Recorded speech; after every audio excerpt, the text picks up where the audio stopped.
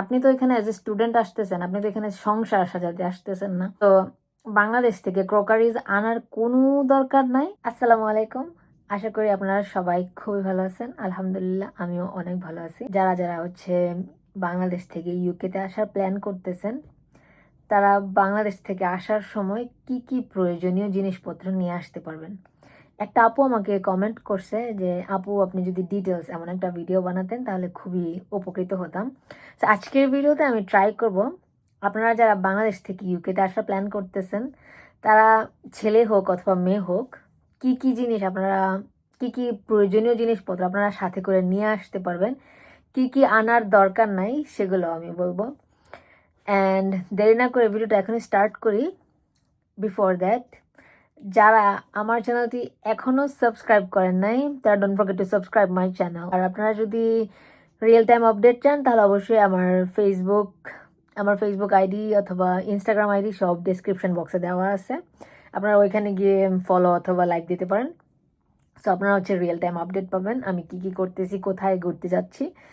So let's start the blog. আমি চা নিয়ে বসছি। এখন বাজতেছে সন্ধ্যা 7টার মতো, আর বাইরে যে কি পরিমাণ রোদ, আনবিলিভেবল।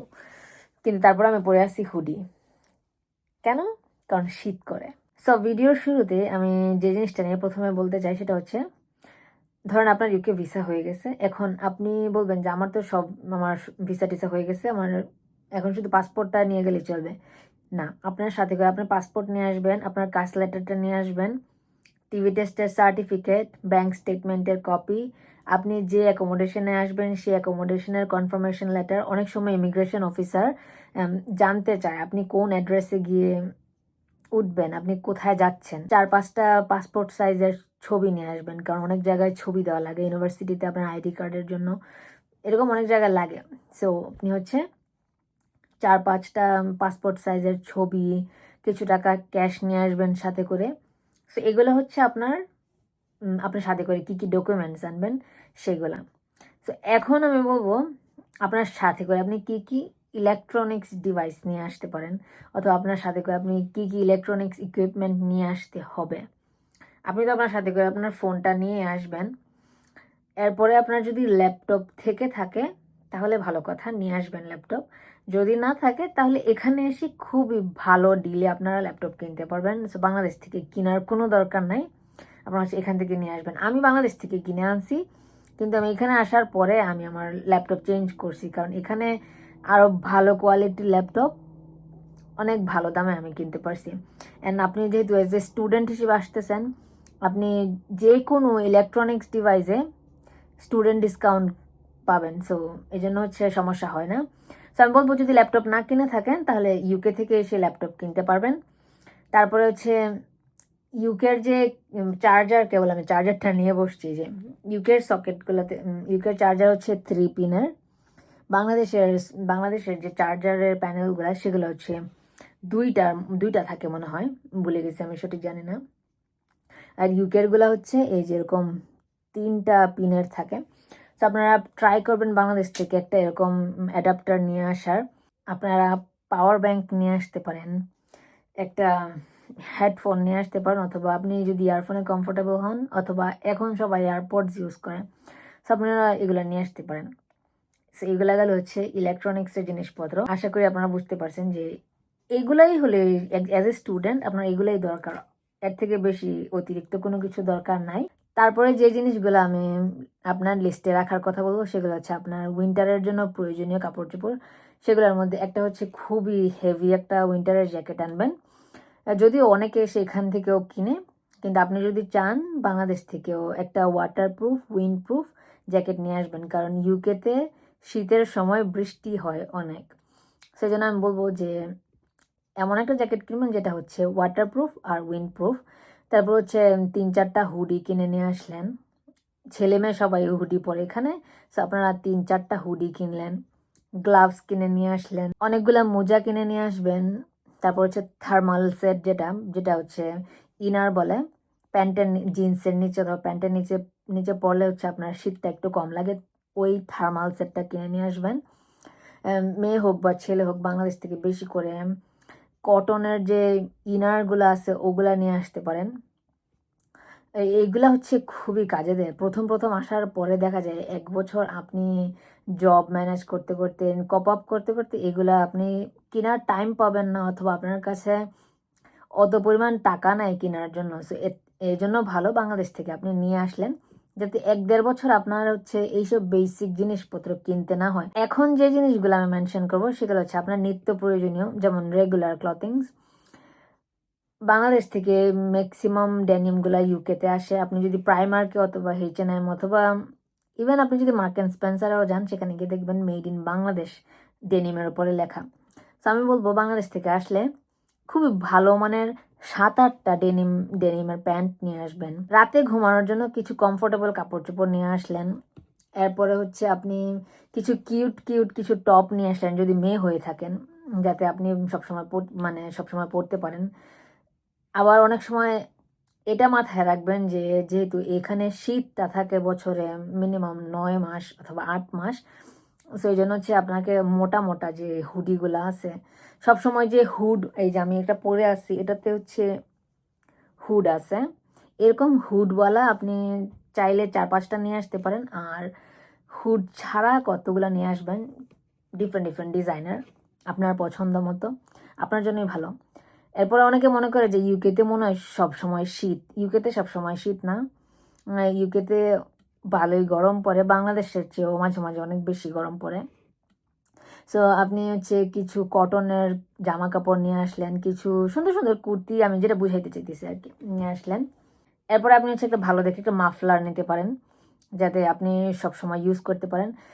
আমি দেখছি আমি যখন শীতের সময় বাইরে যাই, আমি যদি আমার কান আর মাথাটা ঢেকে রাখি তাহলে আমার 60% শীত কম লাগে। আপনি যদি শার্ট পরতে পছন্দ করেন, কিছু শার্ট নিয়ে আসলেন, অথবা আপনি যদি টি শার্ট পরতে অভ্যস্ত তাহলে টি শার্ট নিয়ে আসলেন।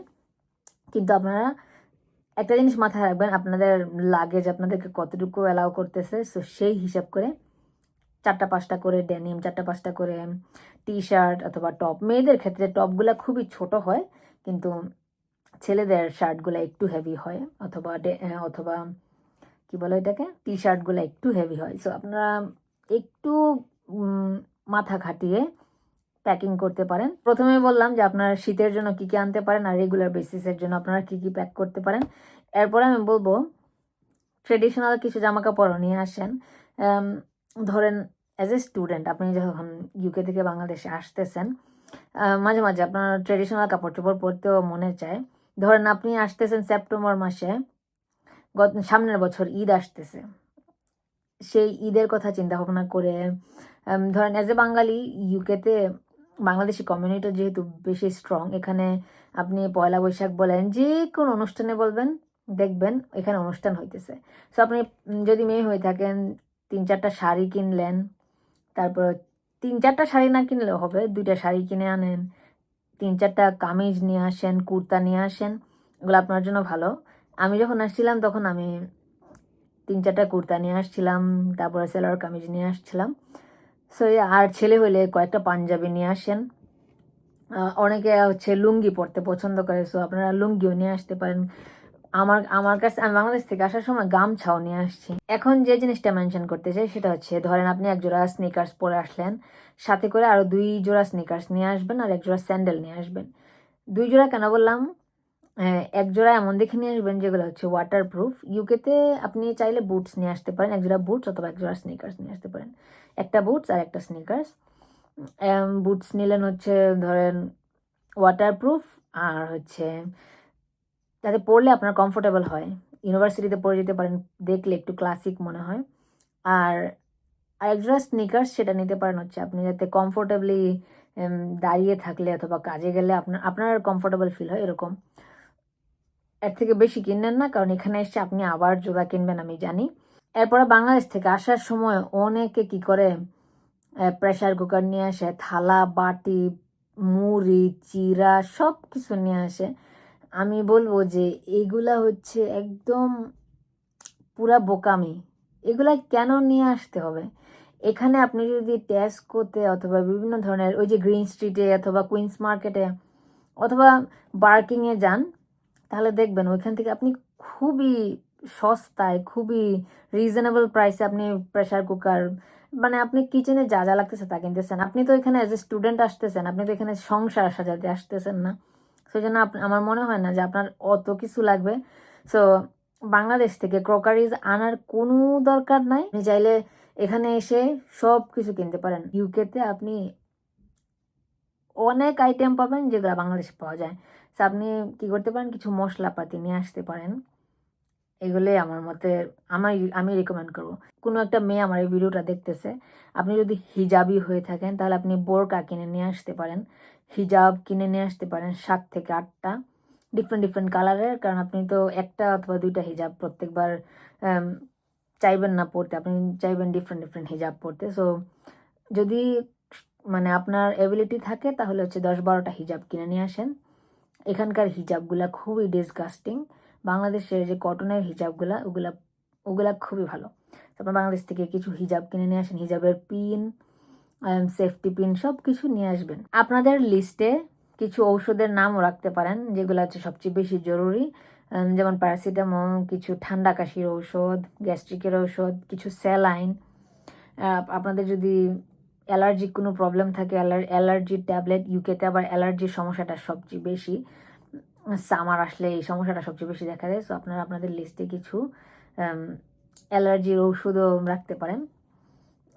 এরপরে মেয়েদের ক্ষেত্রে বলবো কিছু বেসিক স্কিন কেয়ার নিয়ে আসতে পারেন।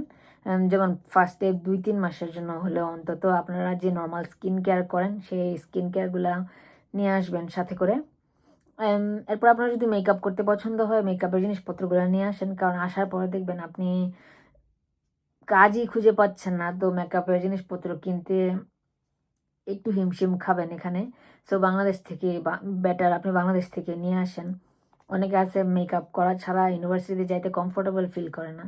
সো আমি আপনাদেরকে বলবো বাংলাদেশ থেকে আপনার যা যা প্রয়োজনীয় মেকআপ, স্কিন কেয়ার ওগুলা নিয়ে আসেন। ইয়া প্রিটি মাচ এগুলাই দরকারি। ছেলেরা হচ্ছে ছেলেদের স্কিন কেয়ার, তারপর হচ্ছে ট্রিমার নাকি রেজার, এগুলা নিয়ে আসতে পারেন। পরে ধরেন আপনি যেই বাসায় যেই ব্যাডে থাকবেন সেই ব্যাডের জন্য 2 জোড়া বেডশিট 2 জোড়া না সরি 1 জোড়া বেডশিট নিলেন। আর যদি আপনার লাগে যে জায়গা থাকে তাহলে শিমুল তুলার বালিশ নিয়ে আসলেন। আমি বাংলাদেশ থেকে শিমুল তুলার বালিশটা নিয়ে আসি নাই, সবচেয়ে বড় ভুল করছি। এই দেশের বালিশগুলো হচ্ছে ফোমের, সবচেয়ে বেশি ডিসগাস্টিং লাগে বালিশে ঘুমাইতে। এই আপনাদের যদি লাগে যে জায়গা থাকে তাহলে অবশ্যই একটা শিমুল তুলার বালিশ নিয়ে আসবেন। সাথে করে ছোট একটা কাঁথা অথবা কম্বল টাইপের কিছু একটা আনতে, ছোট বড়গুলোর কথা বলতেছি না। সো এইগুলাই। আসার সময় কিছু টুথপেস্ট আনলেন, ব্রাশ আনলেন, সুই সুতা নিয়ে নিলেন। এগুলাই দেখে দেখে টুকিটাকি বেসিক যে জিনিসপত্র। অ্যান্ড আমি যদি ভিডিওতে কোনো কিছু স্কিপ করে থাকি তাহলে অবশ্যই কমেন্ট করে জানাবেন। সো আশা করি আজকের ভিডিওটা আপনাদের কাছে ভালো লাগছে। আমি জানি না আমি কতটুকু কভার করতে পারছি। সো ক্ষমা সুন্দর দৃষ্টিতে দেখবেন। যারা এখনো সাবস্ক্রাইব করে না তারা don't forget to subscribe. So আল্লাহ হাফেজ, বাই।